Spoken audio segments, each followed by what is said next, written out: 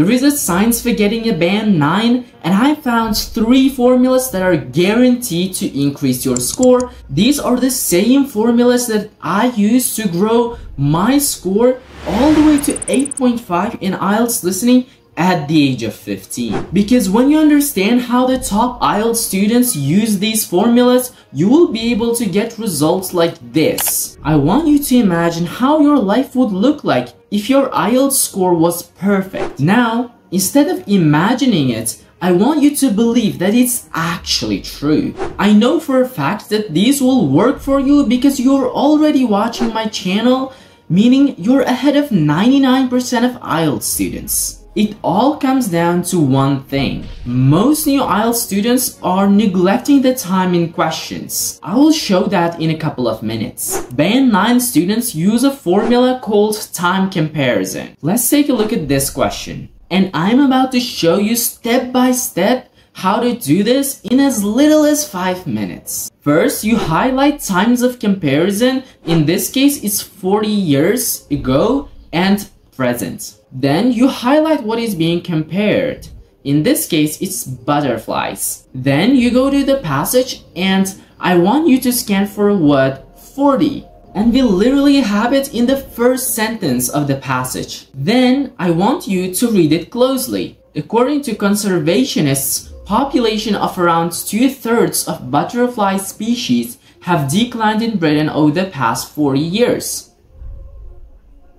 Here, the population of butterfly species means the number of butterflies. It means that the number of butterflies at present is fewer than that of butterflies 40 years ago. Let's go to this question. This is exactly the opposite of what we are looking for, so the answer is false.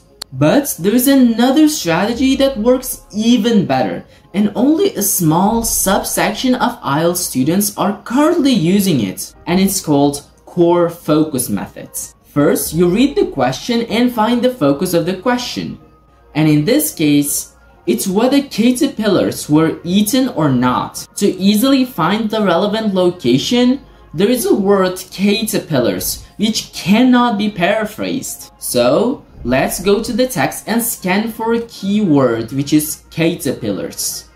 Here it is. So we will read that sentence highlighting important parts. Now that you know how to find the focus of the question and the relevant location, you need to understand whether it's contradicting or agreeing, or whether there is no information on this. And there's one strategy that I've used on my own, and this is understanding paraphrasing. So in this case, caterpillars consume large amounts of food and thus become prey. Prey means eaten by. For birds, bats, and other small mammals.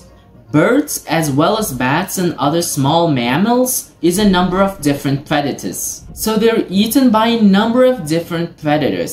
Therefore, the answer is true. If you want to get the score you want, we have to take one step further, which is using a strategy called sharp eye method. To implement this strategy effectively, there are 3 steps you have to take. And if you don't follow these 3 steps, you won't get a high score. Let's start with the first step.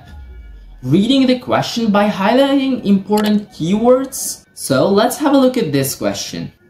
Here we need to focus on a word location.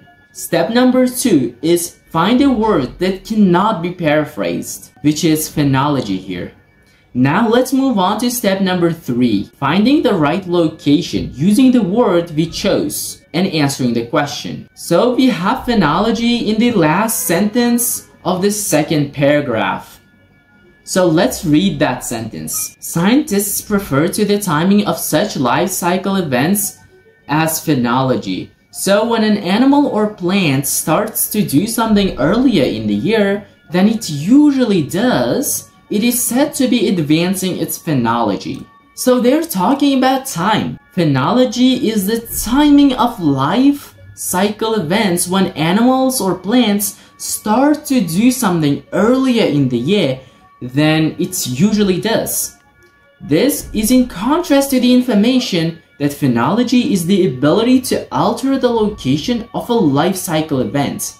Time and location are two different things. Therefore, the answer is false. Most students are getting low scores because they're just overcomplicating IELTS listening. That's the biggest reason why they're stuck at 6 or 6.5. That's why I share this simple 7-step framework in this video. This exact framework helped me to get 8.5 in IELTS listening even at the age of 15.